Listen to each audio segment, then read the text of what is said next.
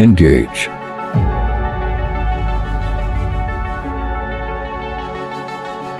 Enlighten. Educate.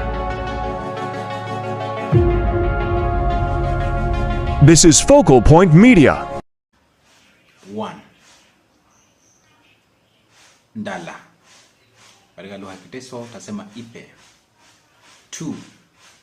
Tsiviri. Katika lugha ya Kiteso utasema yare ama iare. 3. Tidaru ama hadaru. Katika lugha ya Kiteso utasema iwon. Iwon. 4. Hane kwa sauti ne. Katika lugha ya Kiteso utasema iwoman. 5. Harano, sirano.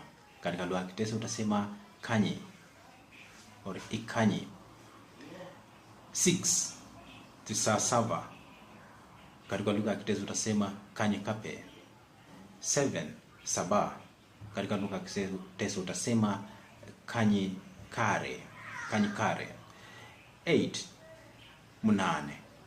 Katika lugha ya Kiteso utasema kanyi kaune. Kanyi kaune. 9.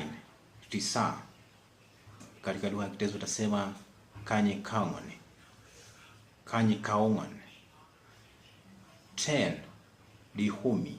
Dihumi. Okay? Katika lugha ya Kiteso utasema itomon.